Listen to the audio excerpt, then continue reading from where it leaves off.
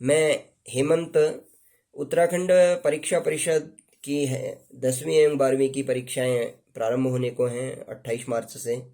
सभी परीक्षार्थियों को इस दौरान कुछ विशेष बातें ध्यान रखनी अपेक्षित होती हैं।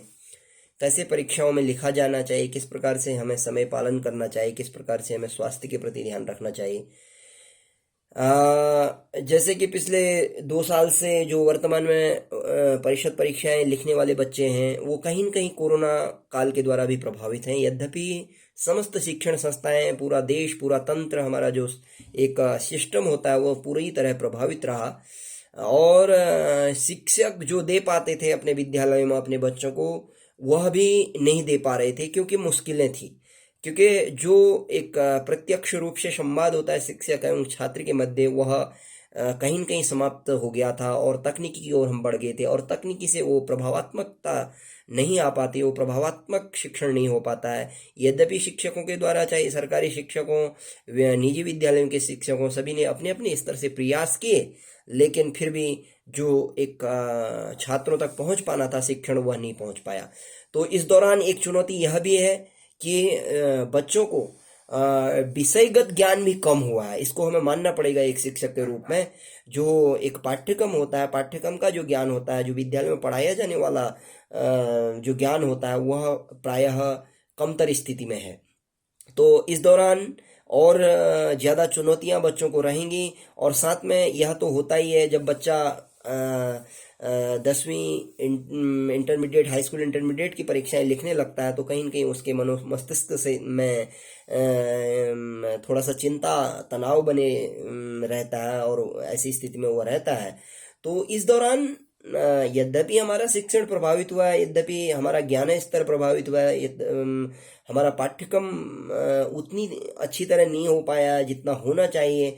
जो हमें पाठ्यक्रमेतर गतिविधियों के द्वारा अधिगम होना चाहिए, शिक्षणेतर गतिविधियों के द्वारा अधिगम होना चाहिए, वह भी कहीं न कहीं अवरुद्ध हुआ था। लेकिन तथापि हमारे जो बोर्ड परीक्षा में बैठने वाले बच्चे हैं, छात्र हैं, उनको कुछ बातों का ध्यान रखना चाहिए कि उनको कब उठना है, उठने के बाद क्या क्या गतिविधियां करनी है और नित्य जो दैनिक क्रियाकलाप हैं वो कैसे निपटाने हैं और पढ़ाई में कितना समय देना है। इन बातों को मुख्य रूप से ध्यान दिया जाना है आप लोगों के द्वारा। सबसे पहले इस प्रकार की परीक्षाओं के दौरान, चाहे प्रतियोगी परीक्षाओं, चाहे परिषद परीक्षाओं, इन परीक्षाओं के दौरान सबसे पहले तो अपने मनोमस्तिष्क से तनाव दूर कर देना चाहिए, तनाव को खत्म कर देना चाहिए। और साथ में तनाव खत्म कब होगा? जब हमारा जो नियमित दिनचर्या रूटीन है वह बहुत अच्छी तरह रहेगा। हम सुबह समय पर उठें, अपना गर्म जितना हो सकता है जल पिएं, उसके बाद हम जो भी दैनिक क्रियाकलाप होते हैं वो करें और साथ में हम थोड़ा सा अनुलोम विलोम, प्राणायाम इत्यादि भी करें, यौगिक क्रियाएं भी करें, 10-15 मिनट, आधा घंटा, जितना भी हो। उससे हमें एक मानसिक तनाव को दूर करने की शक्ति मिलती है और हमारा शरीर ऊर्जान्वित रहता है पूरे दिन भर। और उसके बाद अल्पाहार कर करके आप अध्ययन करें या कोई दूसरा काम हो तो उसको भी निपटा लें और उसके बाद अध्ययन करें। अध्ययन करने का मतलब ये नहीं परीक्षा के दौरान आपको बार बार 15-15 घंटा अध्ययन करना। आप जितना भी करें, यदि आप नियमित दिनचर्या के माध्यम से रहेंगे, अनुशासित जीवन जिएंगे, तो आपकी स्वतः ही जो बुद्धि है वो बुद्धि का विकास होने लगेगा और बुद्धि में कम समय में पढ़ा हुआ ज्यादा स्मृति में आ जाएगा। तो इन बातों का आपको ध्यान रखना है। और जैसे शादी विवाह इत्यादि होते हैं, घर के धार्मिक अनुष्ठान होते हैं, क्रियाकलाप होते हैं, उनमें कम प्रतिभाग करना है क्योंकि हमारा जो मस्तिष्क है, हमारी जो बुद्धि है वो कहीं न कहीं इस प्रकार के कार्यक्रमों में अधिकतर सहभागिता कर करके कहीं न कहीं आवंटित हो जाती है, डिवाइड हो जाती है, कन्वर्ट हो जाती है। तो इन चीज़ों का आपको ध्यान रखना है कि अपने परीक्षा के दौरान यदि आप चाहते हैं कि मैं परीक्षा लिखूं और अच्छे अंक पाऊं, अच्छी श्रेणी के साथ में उत्तीर्ण हूं आने वाली जब परीक्षा फल घोषित होगा, तो इन बातों का आपको ध्यान रखना। और खान पीन में भी आपने उचित हल्का भोजन लेना है, सुपाच्य भोजन लेना है, जिससे अच्छी तरह पाचन तंत्र हमारा अच्छी तरह चलता रहे और पाचन जो तंत्र है वो सुव्यवस्थित रहे, स्वस्थ रहे। और साथ में आपने भरपूर जो निद्रा है वह भी लेनी है, 7-8 घंटे की लगभग नींद भी आपको लेनी है, 6 से 7-8 घंटे तक की आपको नींद भी लेनी है। आप यदि ऐसा करते हैं तो आप परीक्षा में अच्छा कर पाएंगे। और इसी के साथ साथ मैं बच्चों से कहूंगा कि आजकल आप लोगों के पास टैबलेट्स हो गए, मोबाइल हो गए अधिकतर बच्चों के पास, या जिनके पास नहीं भी है तो वो भी कहीं न कहीं आसपास में संपर्क में है।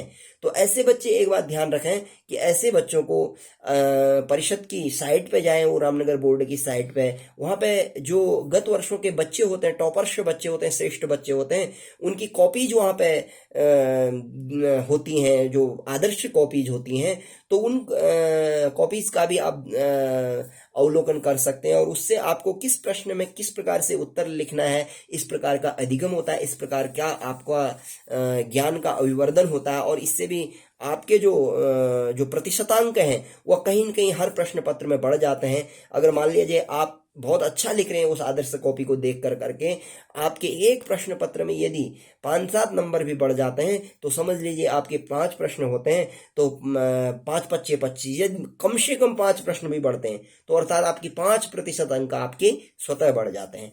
तो आप सभी लोगों के लिए यह मेरा आग्रह है, यह मेरा सुझाव है और यह मेरा आशीर्वाद है कि आप बहुत नियमित दिनचर्या के साथ अपना जीवन जिए, अन्य कामों को थोड़ा पीछे कर दें, सांस्कृतिक क्रियाकलाप, शादी विवाह, धार्मिक अनुष्ठान में इनमें कम प्रतिभाग करें इस दौरान, क्योंकि मैंने बताया कि मस्तिष्क थोड़ा सा हमारा बढ़ जाता है। और साथ में अपने घर में योगिक क्रियाएं करें, पानी पर्याप्त लें और जो संतुलित आहार है उसका सेवन करें, तो आपको कहीं न कहीं पढ़ने में भी मन लगेगा और पढ़ेंगे। जैसे आप सामान्य दिनों में पढ़ते हैं, आपको 2 घंटे पढ़ते हैं, तो जितना 2 घंटे पढ़ने पर आपका अधिगम हो पाता है उतना आप आधा घंटा में अधिगम कर लेंगे। यदि जो दुनिया की चकाचौंध है इस चकाचौंध से दूर रहते हैं और पूरा अपना जो जो दृष्टि है, जो फोकस है, उसको आप पूरा किताबों में, पुस्तकों में लगाते हैं, तो कहीं न कहीं आपको बहुत अच्छी सफलता मिलेगी। यह सुझाव मेरा न केवल बोर्ड परीक्षार्थियों के लिए है, यह मेरा प्रतियोगी परीक्षाओं में बैठने वाले छात्र छात्राओं के लिए भी है, और जो महाविद्यालय विश्वविद्यालयों की परीक्षाएं लिखते हैं उन बच्चों के लिए भी है।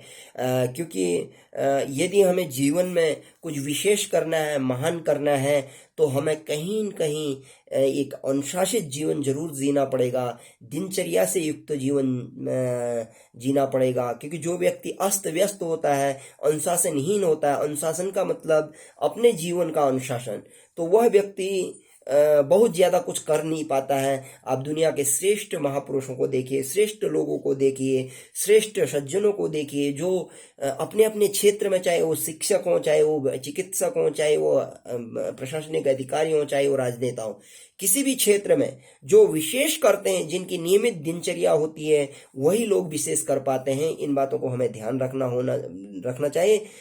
कभी भी आपको आलस्य, प्रमाद नहीं करना चाहिए। ये जीवन में बहुत बड़ा बन रहा है, हम तो बहुत बड़े व्यक्ति नहीं हैं, लेकिन ये तो जानते हैं, ये तो मानते हैं कि हम अनुशासन का जीवन जिएं, आलस्य को दूर रखें और एक सुव्यवस्थित जीवन जिएं, और यौगिक दैनिक क्रियाकलापों के साथ हम जिएं, तो कहीं न कहीं हम मानव से महामानव बन सकते हैं। मैं चाहे न भी बन पाऊं तो मैं आने वाली पीढ़ी को तो यह अभिप्रेरित कर सकता हूं, मोटिवेशन दे सकता हूं कि आप तो इस प्रकार के आचरण को करके विशिष्ट बन सकते हैं। तो यही मेरी शुभकामनाएं आने वाली पीढ़ी, आने वाली जनरेशन के लिए, भविष्य के लिए, कि आप अपने जीवन में खाली मत बैठिए, ऐसे समय यापन मत करिए कि जैसे सामान्य लोग करते हैं। गांव के लोग एक दूसरे के पास बैठ कर करके अपना समय यापन करते हैं, इस प्रकार का समय यापन आप मत करिए। कहीं न कहीं हमारा जीवन का ये जो समय है अमूल्य है। यदि आप समय का सदुपयोग करते हैं तो कहीं न कहीं हम जिस भी क्षेत्र में अच्छा अनुभव रखते होंगे, उस क्षेत्र में हम बहुत आगे बढ़ जाएंगे। वही क्षेत्र दुनिया में हमको बहुत महान बना सकता है। और इन्हीं शब्दों के साथ मुझे आशा है कि सभी छात्र, प्रतियोगी परीक्षाओं में बैठने वाले छात्र, परीक्षार्थी इन बातों का ध्यान देंगे, परिषद परीक्षा के बच्चे ध्यान देंगे।